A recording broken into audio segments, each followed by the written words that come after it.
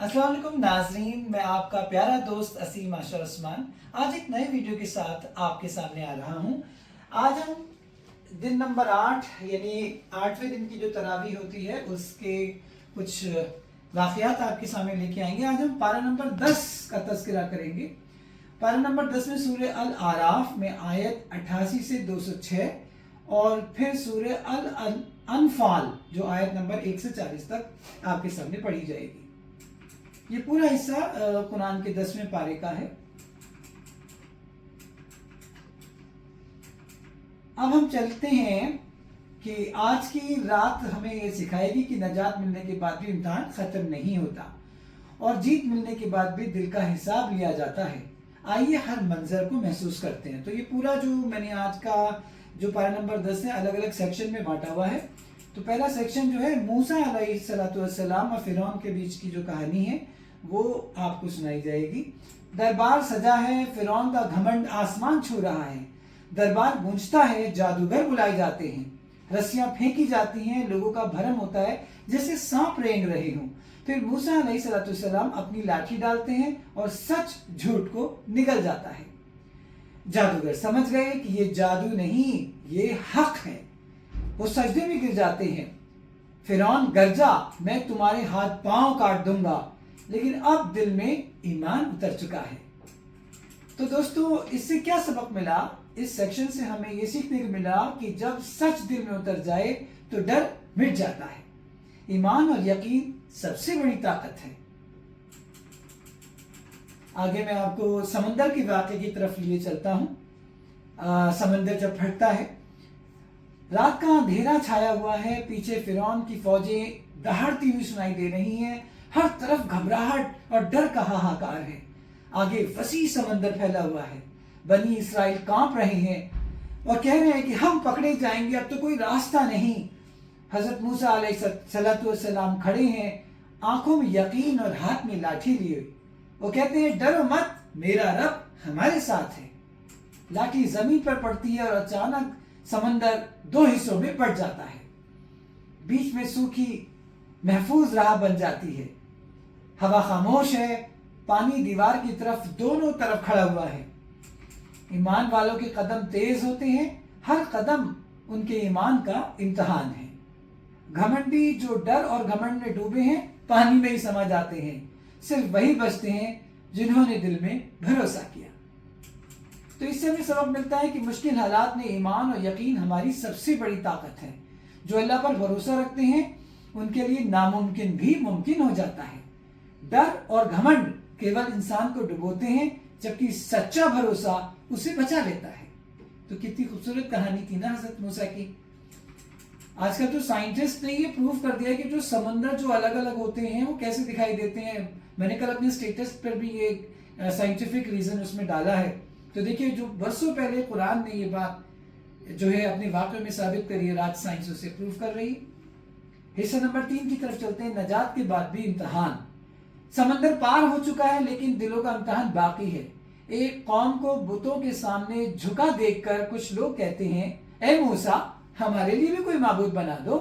मूसा अलैहिस्सलाम दुखी हो जाते हैं और कहते हैं तुम जहालत से बाहर नहीं निकलोगे। फिर 70 लोग कोहे तूर पे ले जाए जाते हैं और वो कहते हैं कि हम अल्लाह को खुलकर देखना चाहते हैं। अचानक बिजली कौंधती है और वो गिर पड़ते हैं। मूसा अलैहिस्सलाम दुआ करते हैं, फिर रहमत उतरती है। सबक यही है कि नजात आखिरी मंजिल नहीं, ईमान की हिफाजत हमें हर रोज करनी पड़ती है। बोला आप देखिए कि हजरत मूसा को भी अपनी कौम को बार बार बताना पड़ा कि ईमान कितनी जरूरी चीज है।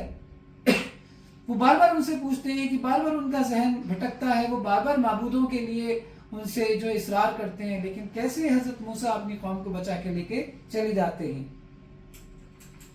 अब हिस्से जो 4 है उस पर आ रहे हैं, जहां सनीचर वालों का वाकया पेश आया है कुरान में। समुद्री बस्ती में सन्नाटे की दीवार टूट रही है। बाजार, घर, गलियां, हर तरफ हलचल, अफरा तफरी। हर कोई अपनी लालच और फायदे के पीछे दौड़ रहा है। अल्लाह का हुक्म साफ और वाज़ेह था, सनीचर को शिकार मत करो। अल्लाह ने मना किया था ना, जैसे ऊँटनी का किस्सा था, ऐसे ये सनीचर वाला किस्सा है। इसमें अल्लाह ने फिर मना कर दिया कि भाई सनीचर को कोई शिकार नहीं करना है आपको। مگر لالچ اور چلاکی نے دلوں پر قبضہ کر لیا تھا۔ مچھلیاں اس دن بہت زیادہ آتی ہیں، لوگ یہ سوچ رہے تھے اگر ہم ایک دن پہلے جال بچھا دیں اور ایک دن پہلے یہ سارا منافع کما لیں، اور دیکھیے نا، تو چلاکی کرنے لگے لوگ، اللہ کے ساتھ چلاکی کر رہے تھے۔ تو قانون تو بچ گیا، ان کی مچھلیاں پہلے انہیں حاصل ہو گئی، ایک دن پہلے سنیچر کا دن انہوں نے نہیں ٹچ کیا، لیکن روح کا سودا ٹوٹ گیا، ایمان کمزور پڑ گیا۔ اچانک عذاب آیا، سمندر کا پانی، طوفان کی آوازیں، بھیانک تباہی۔ جو اللہ کے حکم کی نافرمانی کر رہے تھے وہ سب ڈوب گئے، جو دل سے توبہ کرتے رہے انہیں اللہ نے سلامت بچا لیا۔ تو سبق یہی ہے اس سے کہ دین کے ساتھ چلاکی اور دھوکہ دینا اصلی نافرمانی ہے، یعنی آپ اللہ کو دھوکہ نہیں دے سکتے۔ آپ اگر چلاکی سے اپنا فائدہ لینا چاہیں گے نا کہ بھائی یہ کام ہم کر لیتے ہیں، آج ہم کر لیتے ہیں، کل نہیں کریں گے، کل تو اللہ نے منع کیا نا تو کل نہیں کریں گے، ہم آج کر لیتے ہیں اس کام کو، آج تو منع نہیں کرا نا، تو کیا اللہ سمجھتا نہیں؟ بھائی اللہ نے کسی کام کو منع کرا ہے تو آپ کیوں اس میں اڑ رہے ہیں؟ اللہ کے سامنے ہمیں اپنی نہیں چلانی چاہیے۔ تو اس کا مطلب یہ کہ ایمان اور برائی کا کھیل کبھی کامیاب نہیں ہوتا۔ چھوٹے فائدے کے لیے بڑا نقصان جھیلنا اچھی بات نہیں۔ حصہ نمبر 5 میں آتے ہیں ہم، الستو بربکم، اس میں اس کا تذکرہ ہے۔ اندھیری روحانی دنیا میں ایک لہر سی اٹھتی ہے، اللہ کی آواز گونجتی ہے صاف اور پکا۔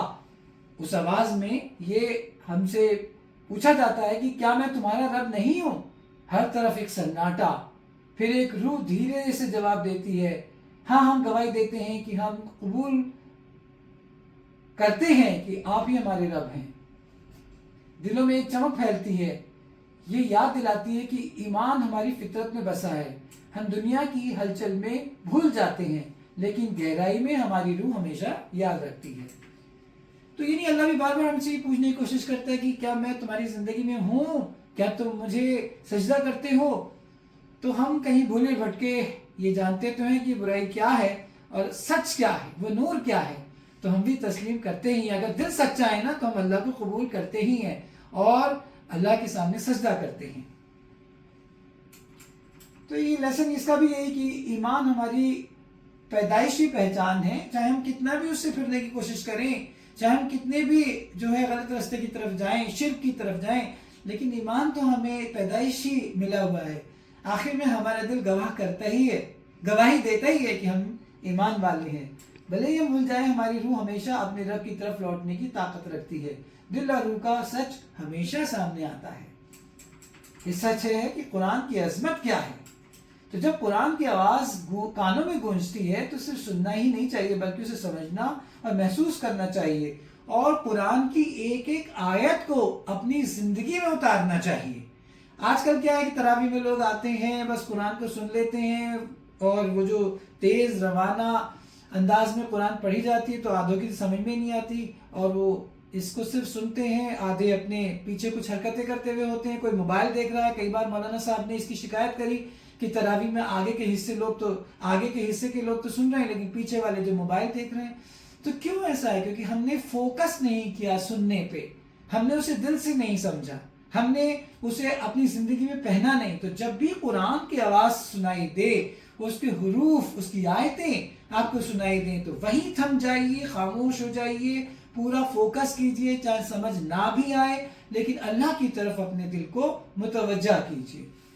قرآن کیول پڑھا جانے والا شبد نہیں بلکہ جیون کو بدلنے والی ایک گائیڈنس ہے۔ سننے کا طریقہ بہت ضروری ہے، بہت فوکس اور خاموشی کے ساتھ قرآن کو سنیے۔ ہر آیت کا میسج ہمارے جیون کے فیصلوں، امتحانوں اور رشتوں میں لاگو ہونا چاہیے۔ خاموشی اور فوکس ہی اللہ کی بات کو روح تک پہنچانے کا راستہ ہے۔ دیکھیے سائلنس تو چاہیے نا، خاموشی چاہیے، فوکس چاہیے۔ جب ہم اپنے قرآن سن رہے ہیں، تراویح پڑھ رہے ہیں، ہمارا دماغ اپنے گھر کے کاموں میں ہے کہ ہمیں بریانی پکانی ہے، ہمیں جو ہے گھر کے سودے کو لے کر آنا ہے، ہمارا فلانا رشتہ دار بیمار ہے، ہمیں یہاں سے پیسے اٹھانے ہیں، تو جب دماغ میں دنیا ہے تو پھر اللہ کیسے آ پائے گا؟ آپ سوچ کے دیکھیں، جب قرآن چل گیا تو ساری دنیا کے چیپٹر کلوز ہو گئے، بس اللہ اور قرآن اور آپ، یہی آپ کے دل میں ہونا چاہیے۔ چلیے حصہ نمبر 7 کی طرف چلتے ہیں۔ جنگ بدر اور مال غنیمت کا قصہ ہے یہ۔ چھوٹی سی جماعت ہے، ہتھیار بہت کم ہے، پہلی جنگ ہو رہی ہے، جنگ بدر، دلوں میں ڈر اور بے چینی ہے، سوال اٹھ رہا ہے کہ مال کس کا ہوگا؟ جواب آیا اللہ اور اس کے رسول کا مال ہوگا جو بھی جنگ میں جیتا جائے گا۔ پہلے انصاف طے ہوا، پھر میدان سجایا گیا۔ نبی کریم صلی اللہ علیہ وسلم ہاتھ اٹھاتے ہیں، دعا کرتے ہیں کہ اے اللہ اگر جماعت ہار گئی تو کیا ہوگا؟ آنسو بہتے ہیں، گڑگڑاہٹ لگاتار اللہ سے مانگ رہی ہے، اور یقین جو ہے، یقین بھی ہے وہاں پہ کہ اللہ ضرور مدد کریں گے۔ تو ایک دم سے اللہ کی طرف سے جواب آتا ہے تم ڈرو نہیں، میں تمہاری مدد کروں گا، میں اپنے فرشتے بھیج دوں گا۔ تو اس طرح سے دیکھیے اللہ پہ یقین کا کیا نتیجہ ہوا۔ مشکل حالات میں سچائی اور یقین ہی سب سے بڑی طاقت ہے۔ ایمان اور توکل کے ساتھ کوشش کرنا جیت کی کنجی ہے۔ فیصلہ کیول تعداد یا طاقت سے نہیں، ایمان اور اللہ پر بھروسے سے ہوتا ہے۔ اس کا مرل یہی کہ مشکل میں ڈر کے بجائے یقین اور دعا سب سے بڑا ہتھیار ہے۔ اگر آپ کے پاس دعا نہیں ہے، آپ یقین نہیں کرتے، تو آپ جیتی ہوئی جنگ بھی ہار جائیں گے۔ یقین مانیے اس بات کو کہ آپ کو یقین کرنا، اللہ پہ بھروسہ رکھنا اور اس سے مانگنا بہت ضروری ہے۔ ایمان، کوشش اور اللہ پر بھروسہ کبھی رائے گا نہیں جائے گا۔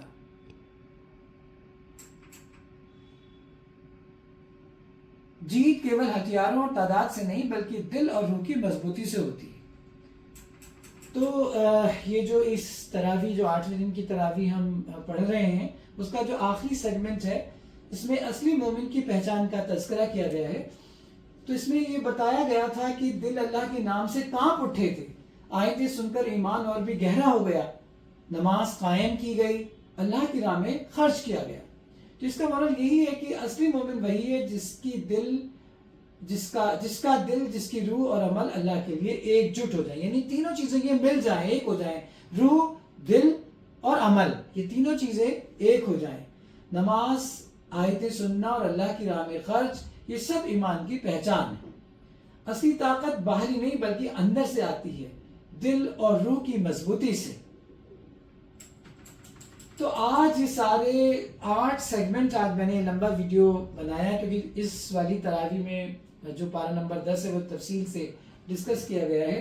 تو اس میں جو یہ سیگمنٹس ہیں وہ سب ہمیں یہ سوچنے پہ مجبور کرتے ہیں کہ کیا میں مشکل حالات میں اللہ پر بھروسہ کرتا ہوں؟ کیا میں ایمان اور سچائی کی حفاظت روز کرتا ہوں؟ کیا میں اپنے چھوٹے اور بڑے فائدے کے لیے چالاکی تو نہیں کرتا؟ کیا میں اپنی توبہ اور روحانی ہدایتوں کو یاد رکھتا ہوں؟ کیا میں قرآن اور اللہ کے حکم کو دھیان سے سنتا اور سمجھتا ہوں؟ تو یہ سب آج کے سوالات ہیں۔